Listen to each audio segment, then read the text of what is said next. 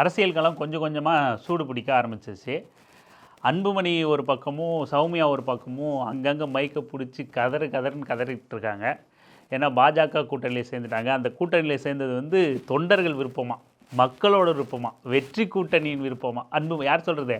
அன்புமணி சொல்கிறாரு, நீங்கள் எந்த கூட்டணியை விரும்புனீங்களோ அந்த கூட்டணியில் நாங்கள் சேர்ந்துருக்கோம், வெற்றி கூட்டணியாக இருக்க போது அப்படின்லாம் பேசிக்கிட்டு இருக்காரு. மீன்வைல் தொண்டர்களோட மைண்ட் வாய்ஸு, முன்னாடி உட்காந்துட்டு இருக்கிறவங்களோட மைண்ட் வாய்ஸ் என்னவாக இருக்குன்னா, நாங்கள் ஏன்டா நடுச்சாமத்தில் சுடுகாட்டுக்கு போனோம் அப்படிங்கிற மாதிரி, நாங்கள் என்றைக்கியா சொன்னோம் பிஜேபியோட கூட்டு வைக்க சொல்லி அப்படின்ற மாதிரி எல்லோரும் முழிச்சிக்கிட்டு இருந்திருப்பாங்கிறதுல மட்டும் உறுதி. நீ உன் கேஸை மறைக்கிறதுக்கு, நீ சம்பாதிக்கிறதுக்கு, உன் குடும்பம் நல்லா இருக்கிறதுக்கு, நீ அப்பா உள்ள சண்டை போட்டுக்கிட்டு உங்களை காப்பாற்றிக்கிறதுக்கு பாஜகவோட கூட்டணி வச்சுட்டு தொண்டர்களோட விருப்பமாக நொட்டு வாரா இவர் அப்படின்னு எதிர்த்தில் உட்காந்துக்கிட்டு நினச்சிக்கிட்டு இருந்திருப்பாங்க. சமீப மேடைகளில் நீங்கள் அன்புமணியை பார்த்தீங்கன்னா ஏவா வேலுவை வந்து தாக்கி பேசுகிறார்.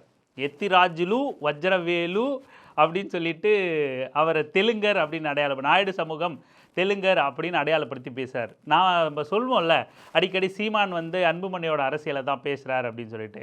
அன்புமணி எப்படின்னா களத்துக்கு வரமாட்டார், போராட மாட்டார், ப்ரெஸ் மீட் தான் கொடுப்பார். அன்புமணி இந்த மாதிரி தெலுங்கு வெறுப்பு, திமுக வெறுப்பு அப்படிங்கிற மாதிரி ஒரு இன ஜாதி அரசியலை வந்து முன்னெடுப்பார்.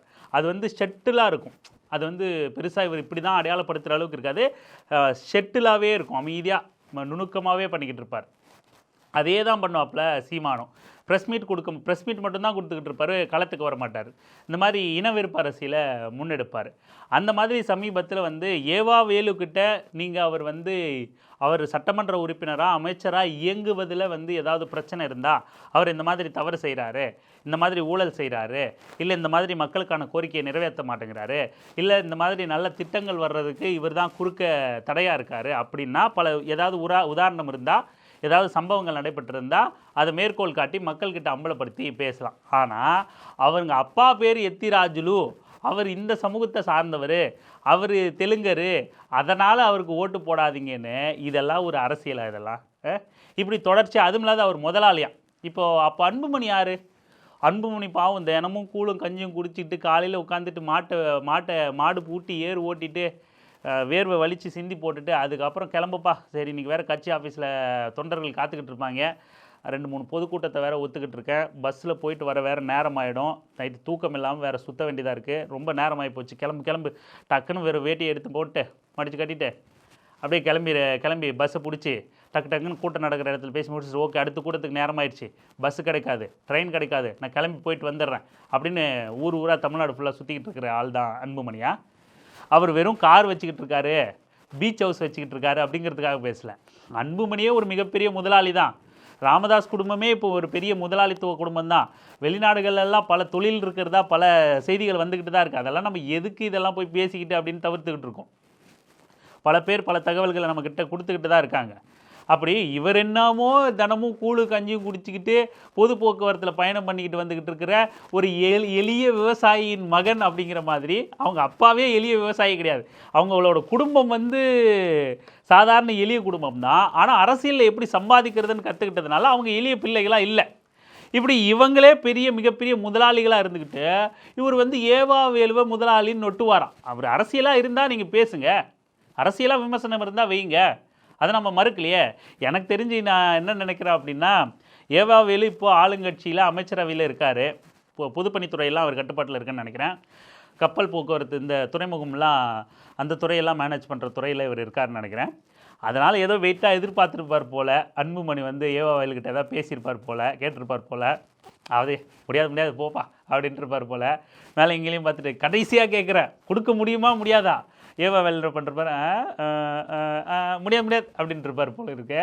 அதனால் நீ நான் கேட்டால் தரமாட்டேங்கிற, அதை இனிமேல் பாரு, அடுத்த மேடையெல்லாம் உன்னைத்தான் வச்சு கிளின்னு கிளிக்க போகிறேன், அதுக்கப்புறம் தானாக நீ வந்து எனக்கு தருவ பாரு அப்படின்னு சொல்லி பிளான் பண்ணி தான் தொடர்ச்சியாக ஏவா வேலுவை விமர்சிக்கிறாரோ அப்படின்னு நாமளாக கற்பனையில் நினைக்கிறோம்.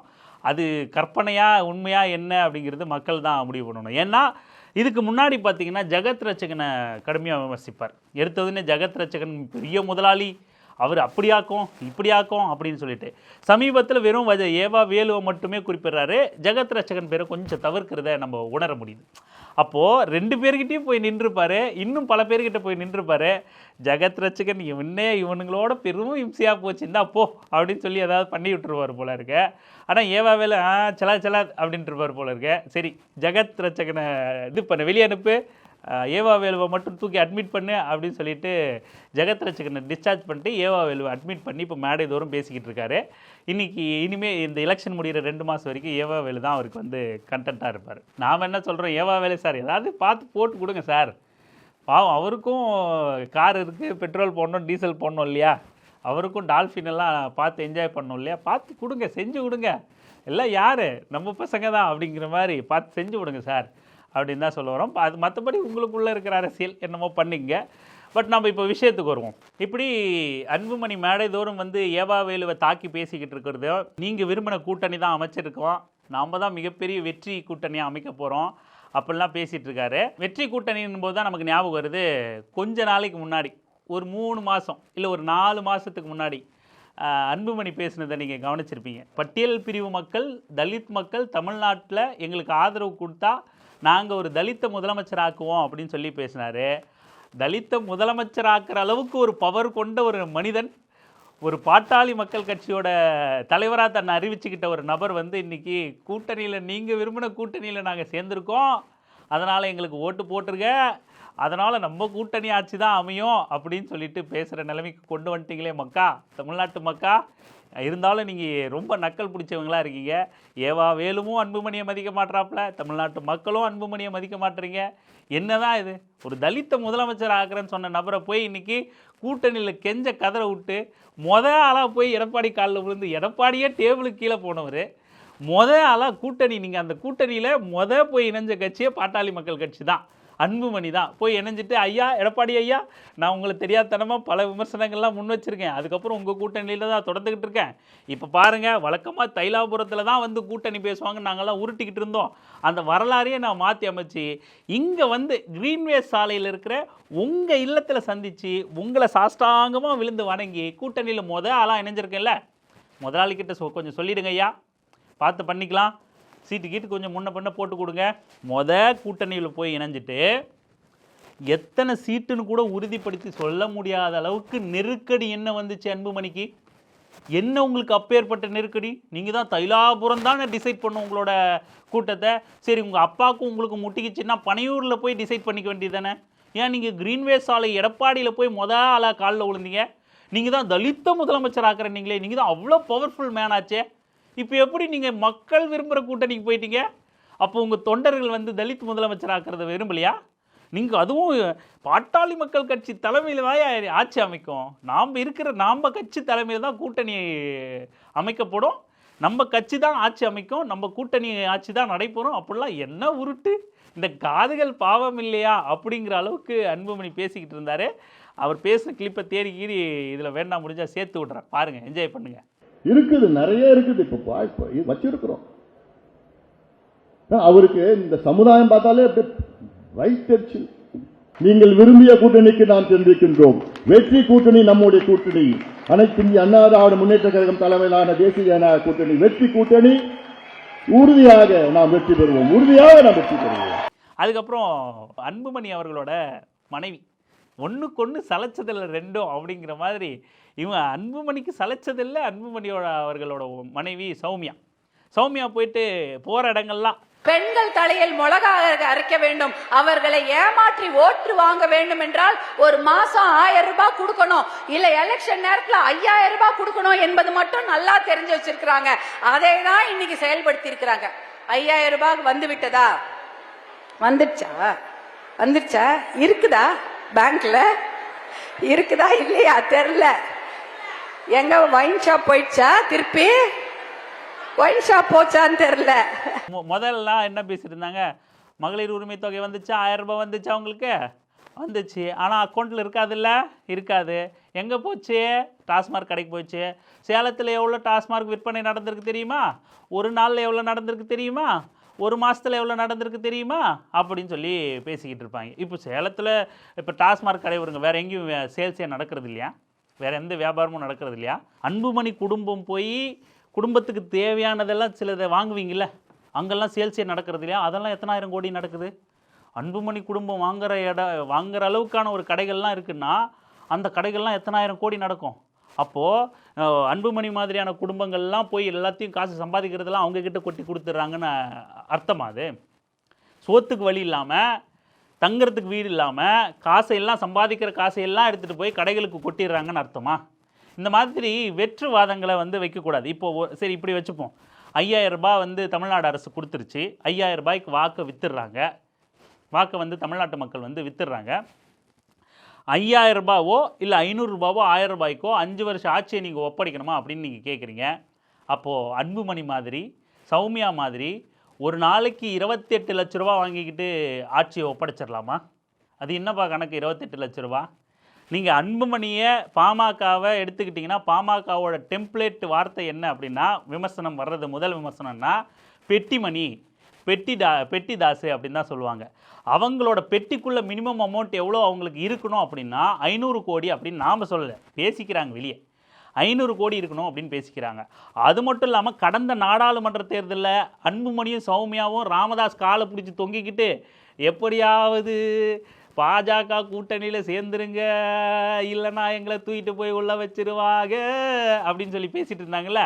அப்போது ஒரே நேரத்தில் அதிமுக கிட்டேயும் கூட்டணி பேரம் பேசி ஒரு பெட்டி தாசா வாங்கிட்டு ஒரு பெட்டிமணியாக மாறிட்டு அட் எ டைமில் பாஜக கிட்டேயும் பேசிட்டு அங்கே ஒரு பெட்டிமணியை வாங்கிட்டு 500 + 500 1000, 500 + அது கணக்கு சொல்ல வந்தேன் நான், 500 + 500 1000 இல்லையா?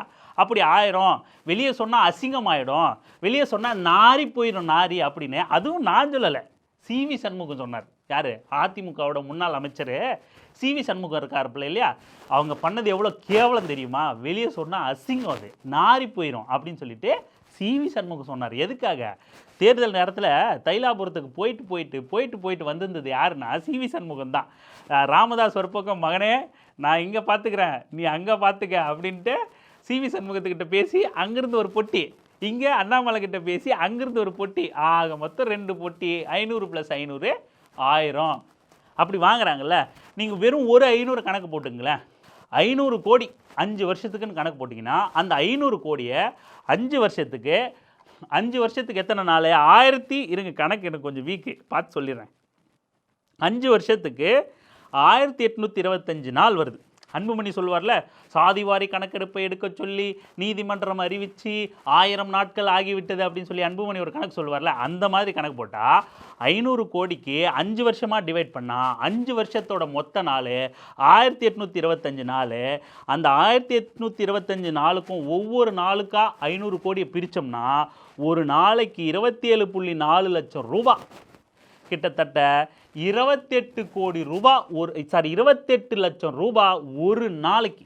ஒரு 5 வருஷத்தில் ஒவ்வொரு நாளோட வருமானமும் அந்த பொட்டியை மட்டும், ஒரு பொட்டியை மட்டும் கணக்கு போட்டோம்னாலே அன்புமணிக்கு ஒரு நாளையோட வருமானம் 28 லட்சம் ரூபா.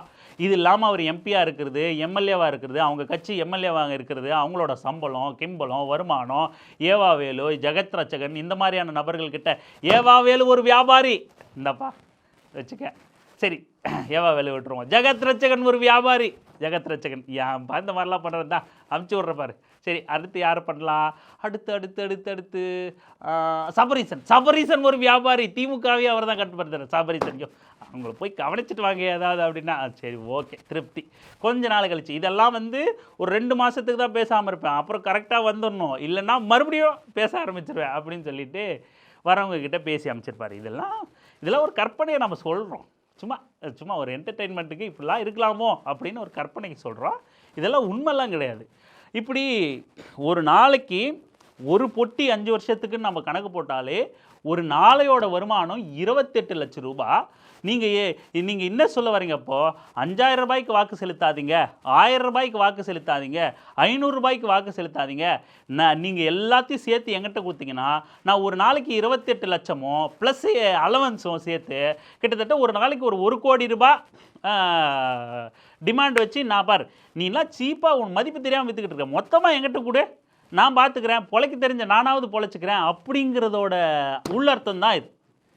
இவங்க என்னமோ யோகி சிகாமணிகள் மாதிரி, யோகி அன்புமணிகள் மாதிரி நம்மக்கிட்ட வந்துக்கிட்டு காசு பார்த்தியா டாஸ்மார்க்கில் போயிடுச்சா அங்கே இருக்கிற பெண்களே நினச்சிக்கிட்டு இருப்பாங்க, நீங்கள் நல்லா சொகுசு வாழ்க்கை வாழ்கிற, நல்லா நீங்கள் சாப்பிட்றீங்க, செழிப்பாக இருக்கீங்க, எங்களுக்கு ஒரு 5000 கொடுத்தா உனக்கு பொறுக்காதா, இரு உன்னை தேர்தல் வரட்டும் வச்சுக்கிறேன் அப்படின்னு எதிர்த்தாப்பில் இருக்கிற பெண்களே அங்கே வந்து நினச்சிக்கிட்டு இருப்பாங்க.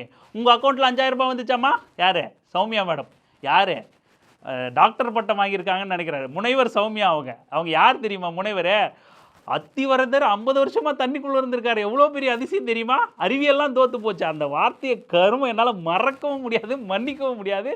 அதை நான் ஒரு நாள் ஏற்றுக்க முடியாது. சௌமியா, முனைவர் சௌமியா என்ன சொன்னாங்கன்னா, அத்திவரதர் தண்ணிக்குள்ளே இருந்ததுனால அறிவியலே தோற்று போச்சான். எவ்வளோ அதிசயம்! ஐயோ ஆத்தா மகமாயி அப்படிங்கிற அளவுக்கு ரியாக்ஷன் கொடுத்துக்கிட்டு இருந்தாங்க. இந்த மேடம் தான் சொகுசு வாழ்க்கை ஈசிஆர் பங்களாவில் வாழ்ந்துக்கிட்டு உங்கள் அக்கௌண்ட்டில் 5000 ரூபாய் வந்துச்சா? வந்திருக்கும். இப்போ இருக்குதான்னு தெரியாது. எங்கே போயிருக்கோம்? டாஸ்மார்க் போயிருக்கோம். டாஸ்மார்க்கோட ஒரு நாளைக்கு சேல்ஸ் எவ்வளோ தெரியுமா? அதை தெரிஞ்சு வச்சுக்கிட்டே சரி டாஸ்மார்க் விவகாரத்துக்கே வருவோமே. சேல்ஸ் இருக்குது, குடும்பங்கள் டாஸ்மார்க்கு மதுவிலக்கு ஏற்படணும், நம்ம அதில் மாற்று கருத்தையில் ஒத்துக்கிறோம், ஏற்றுக்கிறோம், அது வேறு. ஆனால் எந்த விஷயமும் நம்ம மக்கள் பார்வையிலிருந்து பேசணும். மக்கள் போராட்டங்களின் ஊடாதான் ஒரு பிரச்சனையை அணுகணும். மக்களின் பார்வையில், எளிய மக்களின் தேவையிலிருந்து ஒரு விஷயத்தை அணுகணும். எளிய மக்களுக்காக மதுவிலக்கு வேணும், நாம் ஆதரித்து பல தடவை வந்து பதிவு போட்டிருக்கோம். இதே திமுக நபர்கள் மதுவிலக்குக்கு எதிரான கருத்து தெரிவித்தப்போ கூட நம்ம எதிர்த்து பேசியிருக்கோம். ஐயா சுபவியை எதிர்த்து கூட நம்ம கருத்து பதிவு பண்ணியிருக்கோம். இப்படி பல இடங்களில் நம்ம பேசியிருக்கோம். நாமளும் இப்போவும் அந்த கருத்துலேருந்து நம்ம எந்த மாற்றமும் கிடையாது. தமிழ்நாட்டுக்கு பூரண மதுவிலக்கு வேணும், அதில் எந்த மாற்று கருத்து இல்லை. ஆனால் இவங்க பேசுறது, இவங்களோட ரெட்டை முகமூடியை நம்ம கிழிக்கணும்னு நினைக்கும். என்ன நிலைப்பாடு? கள்ளக்குறிச்சியோட கள்ளச்சாராய மரணம் குறித்து தமிழ்நாடே பரபரப்பாச்சு. அவ்வளவு வந்து ஒரு மோசமான சம்பவம் வந்து அந்த கள்ளக்குறிச்சி கள்ளச்சாராய சம்பவம். அப்போ அன்புமணி அங்கே பாதிக்கப்பட்டு மருத்துவமனையில் இருக்கிறவங்களுக்கெல்லாம் ஒரு பன்னு பாக்கெட் எடுத்துகிட்டு போய் கொடுத்துட்டு வெளியே பத்திரிகையாளர்களை வந்து சந்திக்கிறாரு. சந்திச்சுட்டு நாங்கள் இதைத்தான் இத்தனை வருஷமாக போராடுறோம், அதைத்தான் எங்கள் ஐயா அப்படி பண்ணார் இப்படி பண்ணாருன்னு எல்லா கதையும் பேசிட்டு பத்திரிகையாளர் கேட்குறாரப்ப, சரி இதுக்கு எதிராக, மதுவுக்கு எதிராக ஏதாவது போராட்டமோ ஆர்ப்பாட்டமோ மாநாடோ ஏதாவது பண்ண போகிறீங்களா அப்படின்னா, நிச்சயம் நாங்கள் பண்ணுவோம், நிச்சயம் பண்ணுவோம், அதில் எந்த சந்தேகமும் இல்லை, நிச்சயம் பண்ணுவோம். எப்போ? தேதி நாங்கள் எல்லாம் நிர்வாகிகள்கிட்ட பேசிட்டு நிச்சயம் பண்ணுவோம், நாங்கள் கண்டிப்பாக அறிவிப்போம், அதில் எந்த சந்தேகமும் இல்லை அப்படின்னு சொல்லிட்டு அப்போ பத்திரிகையாளர் சந்திப்பை விட்டு போனவர் தான். ஒரே ஒரு சின்ன ஆர்ப்பாட்டம், சின்ன ஒரு கூட்டம், தெருமுனை கூட்டம், ஒன்றுமே கிடையாது. நீங்கள் பேசுகிற அரசியல் தானே நீங்கள் சொல்லிக்கிறீங்க. இது வரைக்கும் எங்கேயாவது ஒரு இடத்துல வந்து மதுவுக்கு எதிராக ஒரு ஆர்ப்பாட்டமோ போராட்டமோ மாநாடோ வீசிக்கா போச்சு. ஒரே ஒரு வருஷத்தில் 2 மிகப்பெரிய மாநாடு, சாதனை மாநாடு, வெல்லும் ஜனநாயகம், பூரண மது ஒழிப்பு மகளிர் மாநாடு போட்டாங்க. அவ்வளவு பெரிய மாநாடு, எவ்வளவு பெரிய சர்ச்சைக்குள்ளாச்சு. மதுவுக்கு எதிரான சிந்தனை கொண்ட அத்தனை பேரும் எங்களோட கை கோர்க்கலான்னு சொல்லி அறிவிச்சாங்க. அந்த மாநாட்டுக்கு மட்டும் திமுக கூட்டணியில் இருந்துக்கிட்டே, திமுக கூட்டணிக்கு அது நெருக்கம் ஏற்பட்டாலும் பரவாயில்ல, மக்கள் பிரச்சனை தான் எங்களுக்கு முக்கியமானது அப்படின்னு சொல்லிட்டு மாநாட்டை அறிவித்து அவ்வளவு பிரம்மாண்டமாக மதுனால என்னென்ன பிரச்சனை ஏற்படுது, மனித வளம் எவ்வளவு பாதிக்கப்படுது, மனித வளம்னா என்ன, இந்தியா முழுக்க இந்த கொள்கை வேணும்னு பேசப்பட்டுச்சு. இந்தியாவில் ஆளுங்கட்சியாக இருக்கிற மோடி கிட்ட காலில் விழுந்துக்கிட்டு டயர் நக்கிக்கிட்டு இருக்கிற பாட்டாளி மக்கள் கட்சி அன்புமணியும் இது வரைக்கும் ஒரு ஆர்ப்பாட்டம், ஒரு போராட்டம், ஒரு சின்ன மாநாடு, எந்த குரலும் இல்லை. அப்போ உங்களோட நோக்கம் திமுக எதிர்ப்போட மதுவிலக்கை சுருக்குறதா, இல்லை நிஜமாவே மதுவிலக்கை ஏற்படுத்தி 2 அரசுக்கும் நெருக்கடி கொடுங்க. நீங்கள் இதே தமிழ்நாடு அரசுக்கு நெருக்கடி கொடுங்க. நெருக்கடி கொடுத்து மக்களை மதுங்கிற கொடியை, போதைங்கிற கொடியை அரக்கன்லேருந்து வெளியே கொண்டு வர முயற்சி பண்ணுங்கள். அப்போது உங்களுக்கான நோக்கமும், நீங்கள் உண்மையிலே மக்கள் மீது நெசமான அன்பும் நேசமும் அக்கறையும் கொண்டிருந்தா, ஒரு நாளைக்கு 1 கோடி எங்களுக்கு முக்கியம் இல்லை, மக்கள் நலன்தான் முக்கியம்னு நீங்கள் நினச்சிட்டு இருந்தீங்கன்னா திமுகவுக்கு நெருக்கடி கொடுக்க வேண்டியது தானே. இன்றைக்கி எத்திராஜுலு வஜ்ரவேலு அப்படின்னு பேச தெரியுதில்ல, ஏன் ஏவாவேலுக்கு மட்டும் கொடுக்குறீங்க? ஒட்டுமொத்த திமுகக்கே நெருக்கடி கொடுக்க வேண்டியது தானே. நடத்த வேண்டியதானே ஒரு மிகப்பெரிய மது ஒழிப்பு மாநாடு. ஏன்னா அப்படி நடத்தியிருந்தால் என்ன நடந்திருக்குன்னா, அந்த மாநாட்டுக்கு வரவங்க ஃபுல்லாக டாஸ்மார்க்கில் இருக்கிற மதுவை ஒழிச்சு கட்டிட்டு வலிச்சு வாரி போட்டுட்டு அங்கே மாநாட்டில் வந்து உட்காந்துருவான். அதானே நடக்கும். இந்த மாதிரி நிஜமான மக்கள் பற்று கொண்டு எளிய மக்களின் பார்வையிலிருந்து மதுவிலக்க பேசாமல் திமுக வந்து நலத்திட்டம் கொடுத்துருச்சு, அதை எந்த வகையில் திசை திருப்புறதுன்னு தெரியல. ஒரு பக்கம் தலித் மக்கள்கிட்ட அந்த திட்டத்தை, அந்த 5000 ரூபாய் போட்ட விஷயத்தை எதிராக பரப்பணுங்கிறதுக்காக அது பட்டியல் தலித் மக்களோட நலனுக்கான அந்த நிதியை எடுத்து செலவு பண்ணிட்டாங்க.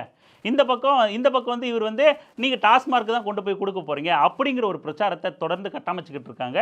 இது முழுக்க மக்கள் விரோத செயலாக தான் நம்ம பார்க்க முடியும். இவர்கள்கிட்ட எந்த உண்மையான அக்கறையும் மக்களுக்காக இல்லை.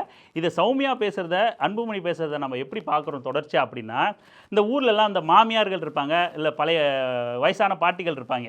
எது செஞ்சாலும் குற்றம் சொல்லுவாங்க. மருமக எது செஞ்சாலும் குற்றம் சொல்லுவாங்க. ஊரில் மற்ற பக்கத்து வீட்டுக்காரங்க எது செஞ்சாலும் குற்றம் சொல்லுவாங்க. இப்போ உதாரணத்துக்கு எடுத்துங்களேன், இந்த கோபி சுதாகர் கூட பண்ணியிருப்பாங்க. இதை ஒரு சர்க்காஸ்டிக்காக பண்ணியிருப்பாங்க.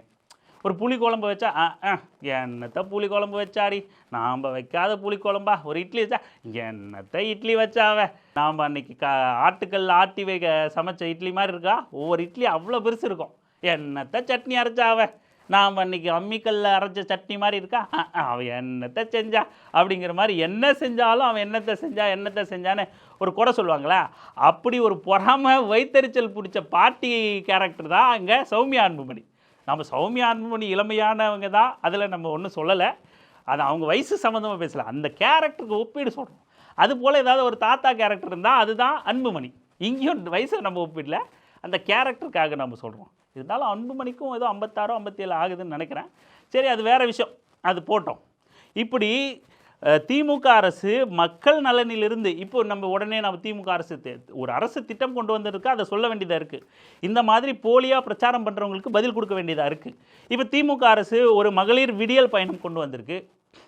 அது எவ்வளோ பெரிய புரட்சிகரமான திட்டம். காலை உணவு கொண்டு வந்திருக்கு, மகளிர் உரிமை தொகை கொண்டு வந்திருக்கு, நான் முதல்வன் மாணவர்களுக்கான திட்டம், புதுமை பெண் திட்டம், எத்தனையோ திட்டங்கள் வந்து எளிய மக்களும் எளிய வீட்டு பிள்ளைகளும் பள்ளி மாணவர்களும் தொழில் முனைவோர், அம்பேத்கர் தொழில் முனைவோர் திட்டம் இருக்குது. அதாவது முதலாளித்துவத்திலிருந்து ஒரு தொழில் நிறுவனங்கள்லேருந்து சுத்தமாக அப்புறப்படுத்தப்பட்டு இருக்கிற பட்டியல் பிரிவு மக்கள், தலித் மக்கள் வந்து அவங்கள தொழில் முனைவோர்களாக மாற்றணும் அப்படின்னு இருக்கு.